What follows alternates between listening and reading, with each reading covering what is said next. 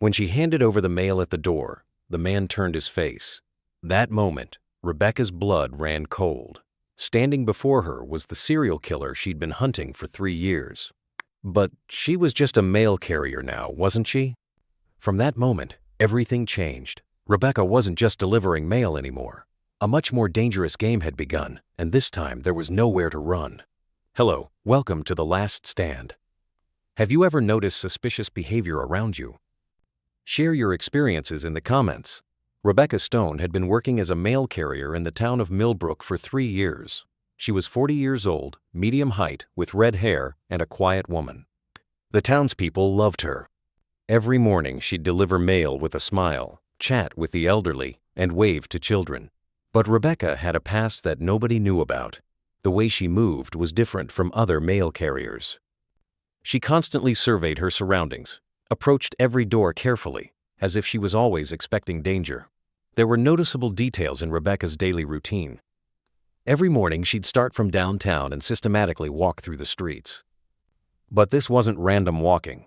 There seemed to be a pattern, a strategy. When delivering mail, she'd study people's faces very carefully. She observed beyond what would be considered normal politeness for a mail carrier. She was especially careful around newcomers or people she didn't recognize. Her strangest habit was how she positioned her vehicle. She always parked the postal truck near exit routes. And the truck contained more than standard postal equipment. In recent weeks, Rebecca had started noticing strange things in town. There were several newcomers, and none of them seemed normal. John Parker, who had moved to 47 Elm Street, particularly caught her attention.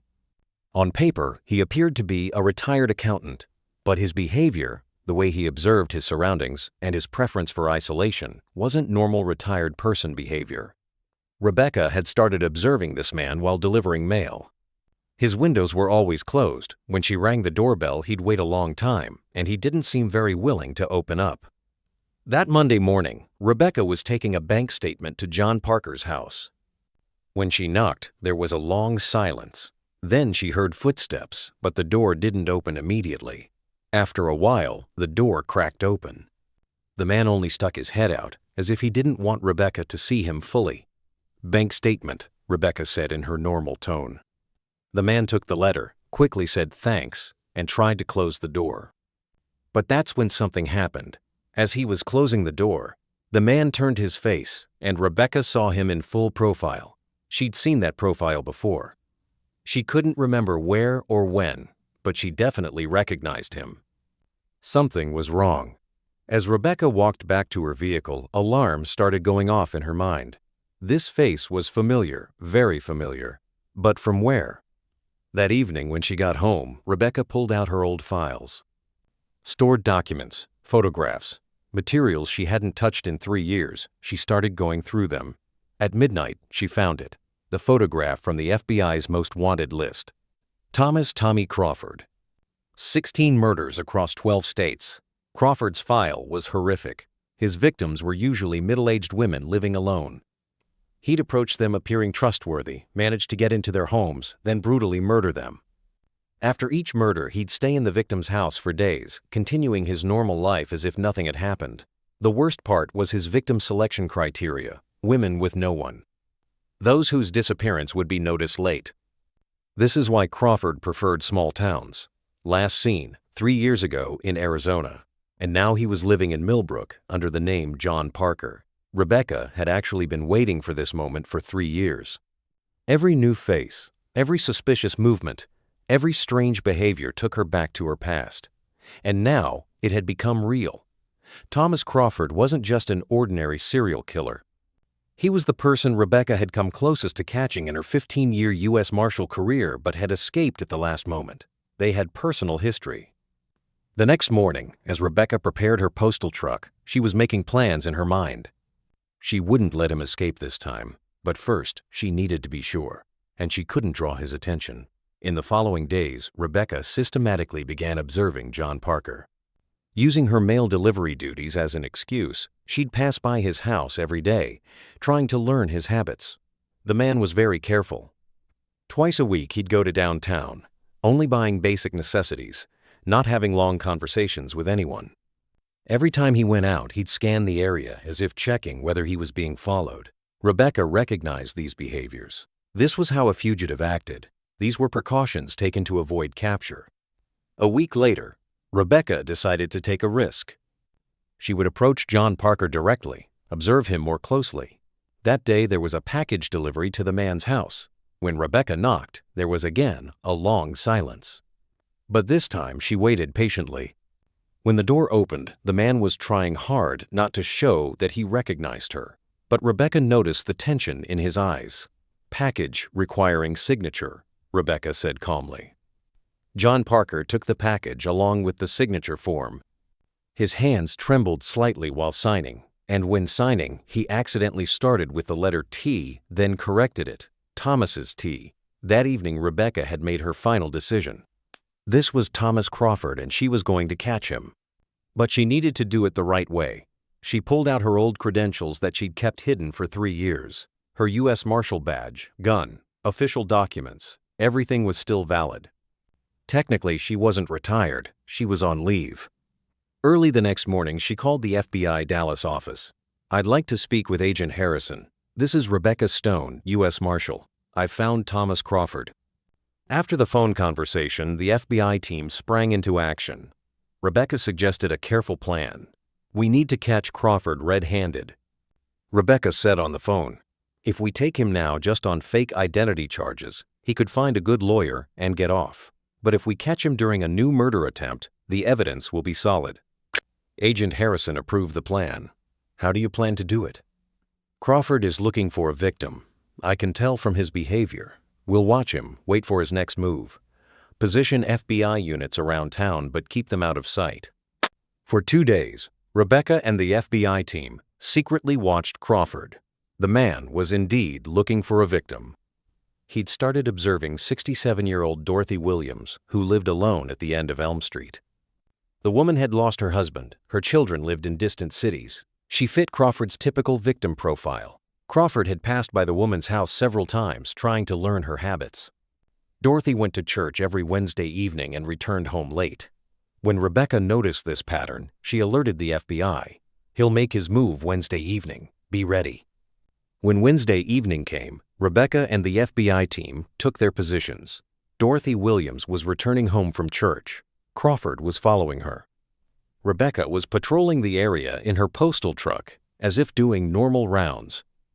FBI agents were waiting in hidden positions. When Crawford approached Dorothy's house, he went to the door. He began speaking very politely. "Ma'am, I'm John Parker, your new neighbor. The power's out. Could I charge my phone, please?" Dorothy was a compassionate woman. "Of course, dear, come in." That's when Rebecca sprang into action. Rebecca got out of her vehicle and walked toward Dorothy's house. She pulled out her badge from her pocket. US Marshal, hands where I can see them. Crawford tried to take Dorothy hostage, but FBI agents also moved in at that moment. They surrounded the house. "Thomas Crawford, FBI, surrender." Crawford was in panic. This was supposed to be his final murder, but the plan had fallen apart. "I'm John Parker. You've got the wrong person." Rebecca approached the house. "Thomas, the game's over. Let Dorothy go. Your 16 murders end here." Crawford's true identity had been revealed. Crawford released Dorothy and tried to run, but FBI agents had surrounded the house. There was nowhere to escape. Cornered in the backyard, Crawford made one last attempt. He pulled a knife from his pocket. "Back off. Nobody come closer." But Rebecca brought her 15 years of experience into play. She knew Crawford's movement patterns. She understood his psychology. "Tommy," she said calmly, 16 murders is enough. There's nowhere left to run." When FBI agents took position, Rebecca waited for the right moment and made her move. She neutralized Crawford and handcuffed him. When Crawford was handcuffed, the townspeople were trying to understand what had happened. Who was their beloved mail carrier? Rebecca, really? Agent Harrison came over. "Marshal Stone, excellent operation. We saved Dorothy Williams. We just prevented her from becoming Crawford's 17th victim." Rebecca revealed her true identity under the shocked gazes of the townspeople. "I'm US Marshal Rebecca Stone. I tracked federal fugitives for 15 years." Thomas Crawford was one of America's most wanted serial killers. He was responsible for 16 murders. As Rebecca told the townspeople about her past, she also explained why she'd come here. 3 years ago, I was going to catch Crawford. We were watching him in Phoenix. But I made a mistake, miscalculated the operation timing. He escaped. And afterwards, 8 more people were killed. Those 8 deaths were my fault. Their blood was on my hands. That's why I decided to retire. I wanted to build a new life in a small, safe town. I was actually trying to forget Crawford. I wanted to leave my past behind by working as a mail carrier. But fate decided otherwise. Crawford had thought the same thing. Hide in a small town. We both chose Millbrook. And coincidence found him at my door. News of Crawford's capture spread across the country. Rebecca's story received major attention in national media. A week later, the FBI held a special ceremony. Deputy Director Reed presented Rebecca with a plaque. Marshal Stone, you didn't just capture America's most wanted killer, you also saved an innocent life. Dorothy Williams is alive because you never abandoned your duty. The townspeople also held a thank you ceremony for Rebecca. Rebecca, you're both our mail carrier and our protector. You'll always have a home in this town. After Rebecca's story was broadcast on national television, she began receiving great respect. She continued her mail carrier profession, but now she wasn't just the town's mail carrier, she was its secret protector. Dorothy Williams specially thanked Rebecca for being saved that night. If it weren't for you, that monster would have killed me. I owe you my life. Every morning while delivering mail, she still observes her surroundings. But now it's not out of fear, it's for protection. She protects her town and its people. Crawford's capture had brought her inner peace. The 8 people had been avenged. If you enjoy these powerful stories, don't forget to subscribe to the Last Stand channel. We'll continue bringing you more hero stories every day. Rebecca Stone still works as a mail carrier in Millbrook today. But she's not just a mail carrier anymore. She's the town's secret guardian. And Thomas Crawford? He received a life sentence and justice was served. The families of 16 victims finally found peace. Rebecca's 3 years of patience and never-give-up determination finally paid off. Good always wins. This isn't just a saying, it's lived reality.